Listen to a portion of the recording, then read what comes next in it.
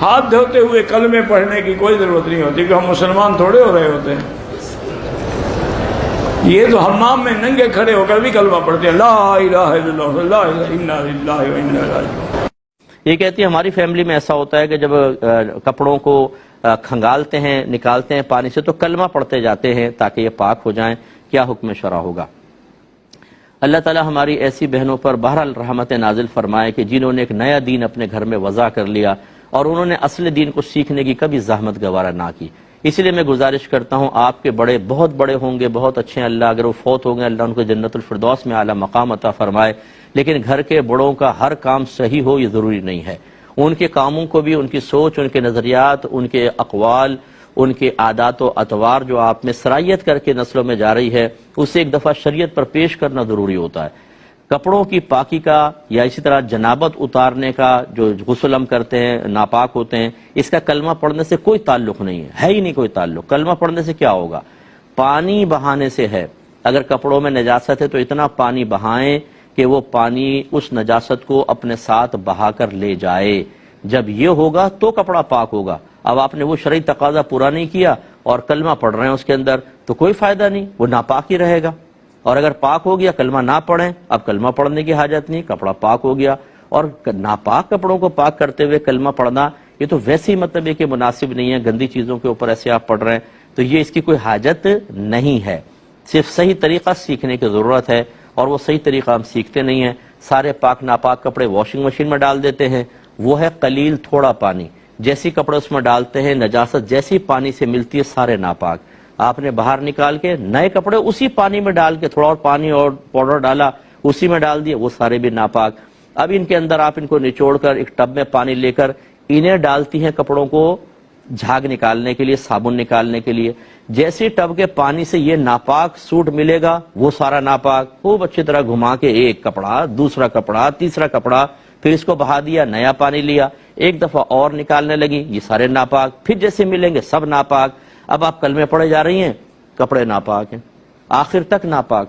اور پھر اس کو آپ نے رسی پہ ڈال دیا، رسی ناپاک. پھر آپ نے استری کر کے شوہر کو جمعہ پڑھنے، نمازیں پڑھنے کے لیے سوٹ دیا، وہ ناپاک، اس کی نمازیں برباد. تو ایک عورت جو مسئلے نہیں سیکھتی ہے وہ پورے گھر کو تباہ و برباد کر دیتی ہے.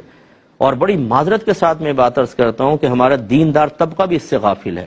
جتنے مجھے سن رہے ہیں اس وقت، اگر کوئی نئے عالم بنے ہیں، قاری صاحب ہیں، کوئی نعت خان صاحب ہیں، دیگر لوگ ہیں، اپنے گھر کی خواتین سے معلوم کریں کہ تمہیں کپڑا پاک کرنا آتا ہے، طریقہ معلوم کیجیے. آپ ایسا نہ ہو کہ آپ باہر بزرگ ہوں اور گھر کے اندر گھر والے ناپاک طریقے سے کپڑے کو پاک کرنے کی ناکام کوششیں کر رہے ہوں، اور انہی کپڑوں کو پہن کے آپ واعظ و نصیحت فرما رہے ہیں، جمعے پڑھا رہے ہیں، عیدین پڑھا رہے ہیں، آپ نمازیں پڑھا رہے ہیں، اور نمازیوں کی نمازیں بھی برباد ہو رہی ہیں.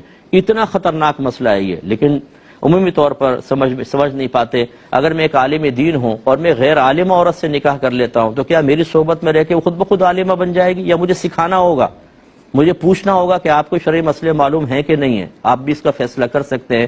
ڈاکٹر اگر کسی عورت سے نکاح کر لے تو وہ بھی ڈاکٹر ہو جائے گی. پی ایچ ڈی والا کسی لڑکی سے نکاح کر لے تو وہ خود بخود پی ایچ ڈی ہو جائے گی. ایسا تو نہیں ہو سکتا، سکھانا ہی پڑتا ہے. اس چیز کو سمجھنے کی بہت ضرورت ہے. باطن کے میل کو دور کرنے کے لیے، غیر مسلموں کو اسلام میں داخل کرنے کے لیے تو بہت ہی مفید ایک جملہ ہے.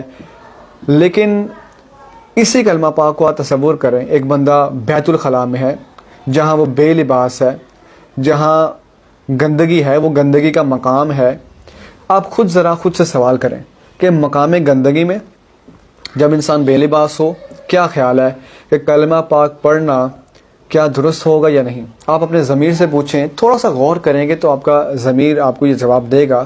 یہ قطعاً غیر مناسب ہے، یہ جائز نہیں ہونا چاہیے.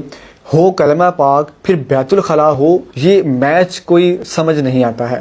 لوگ کہتے ہیں ہم نے تو اپنے بڑے بوڑھوں سے سنا ہے، شروع سے پڑھتے آتے ہیں.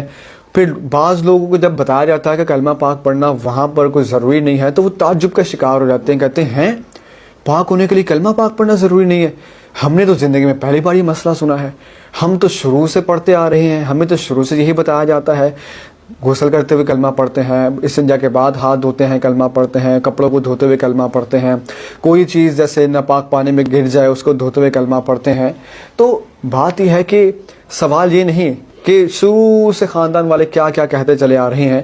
سوال یہ ہے کہ قرآن و حدیث نے کیا کہا ہے. یہ کوئی دلیل نہیں کہ ہمارے بڑے برے جناب ہم نے تو شروع سے ہی بات سنی ہے. یہ تو ایک طرح سے کفار کا طریقہ رہا ہے کہ جب ان کو کہا جاتا کہ اسلام لے کر آئیں تو وہ کہتے ہم نے تو اپنے بڑے بوڑھوں کو دیکھا ہے وہ تو شروع سے ان بتوں کے آگے سجدہ کرتے تھے, تو حضور آپ ہمیں کون سے نئے خدا کی دعوت دے رہے ہیں. تو یہ تو ان کا اعتراض ہے کہ جس کو کاپی کیا جاتا ہے اور ان کا انداز اپنایا جاتا ہے کہ یہ تو ہم نے نیا مسئلہ سن لیا جی. اس لیے علم نہ ہونے کی بنا پر ایسی باتیں کہی جاتی ہیں. اس لیے سب سے پہلی بات اگر غسل کی بات کریں تو غسل کرتے ہوئے انسان پھر بے لباس ہو اور بیت الخلاء ہو, یہ بالکل جائز نہیں ہے کہ گندگی کے مقام پر کلمہ پڑھا جائے. دوسری بات, استنجا کے بعد انسان واش روم سے باہر آتا ہے, وہاں اگر ہاتھ دھوتے ہوئے کلمہ پڑھ رہا ہے چلیں وہاں گناہ تو نہیں ہے. اسی طرح کپڑے دھوتے ہوئے انسان یا کوئی بھی چیز پاک کرنے کے گھر سے جب انسان دھو رہا ہے تو اس وقت کلمہ پڑھ رہا ہے, چلیں اس وقت گناہ تو نہیں ہے, پڑھنا اس وقت جائز ہے کیونکہ بیت الخلاء نہیں ہے. لیکن یہ بات بالکل ذہن میں رکھیں کہ کسی بھی چیز کو پاک کرنے کے لیے چاہے جسم ہو, کوئی چیز ہو, کوئی لباس ہو, کلمہ پاک پڑھنا شریعت نے کوئی لازم نہیں کیا. اللہ تعالیٰ نے قرآن پاک کے اندر پانی کے بارے میں ارشاد فرمایا وَأَنزَلْنَا مِنَ السَّمَاءِ مَاءً طَهُورًا. اللہ تعالیٰ ارشاد فرماتا ہے ہم نے آسمان سے پانی کو پاک کرنے والا بنا کر اتارا ہے. پانی اٹ سیلف اور بذات خود اتنی پرفیکٹ چیز ہے, اتنی کامل چیز ہے کہ اللہ تعالیٰ نے اس کی تعریف قرآن میں فرمائی کہ ہم نے تو آسمان سے اس کو پاک کرنے والا بنا کر اتارا ہے. یہ طاہر بھی ہے, مطہر بھی ہے, خود بھی پاک ہے اور پاک کر بھی دیتا ہے. جہاں جہاں سے پانی بہتا چلا جاتا ہے وہاں وہاں سے انسان پاک و صاف ہوتا چلا جاتا ہے, ہاتھ پاک ہو جاتے ہیں, کپڑے پاک ہو جاتے ہیں, چیزیں پاک ہو جاتی ہیں. تو جب خود اللہ تعالیٰ نے پانی کو اٹسلف پاک کرنے والا بنا دیا ہے تو اس کے لیے پاک کرنے کے لیے کلمہ پاک کا پڑھنا شریعت میں نہیں ہے, نہ ہی اس کو لازم کیا گیا ہے. البتہ اگر کوئی بیت الخلاء میں نہ ہو, باہر پڑھتا ہے, جائز تو ہے. لیکن یہ عقیدہ اور ایک یہ نظریہ بنا لینا کہ شاید اگر نہ پڑھیں گے تو چیز پاک نہیں ہوگی, یہ بالکل غلط ہے. اور بیت الخلاء میں پڑھنے کی بالکل اجازت نہیں ہے, وہاں گناہ ہے کیونکہ وہ مقام گندگی ہے. ہاتھ پاک کرنے کے لیے 3 کلمے پڑھنا. جب ہم قضاء حاجت کے لیے واش روم جاتے ہیں تو ہمارے ہاتھ ناپاک ہو جاتے ہیں, کیا انہیں پاک کرنے کے لیے ہمیں پہلے 3 کلمے پڑھنے چاہیے؟ اس طرح غسل میں بھی ہمیں پاک ہونے کے لیے کیا پہلے 3 کلمے پڑھنے چاہیے؟ کیا یہ بات صحیح ہے؟ محسن صاحب سرگودا سے, یہ بالکل غلط بات ہے. کلمے کا ہاتھ کے پاک ہونے سے کوئی تعلق نہیں ہے. جب آپ واش روم جائیں صابن سے اچھی طرح ہاتھ دھو لیں یا مٹی پہ رگڑ دیں ہاتھ اور پھر دھو لیں تو اس طرح وہ جرمز بھی مر جاتے ہیں, ہاتھ پاک ہو جاتا ہے.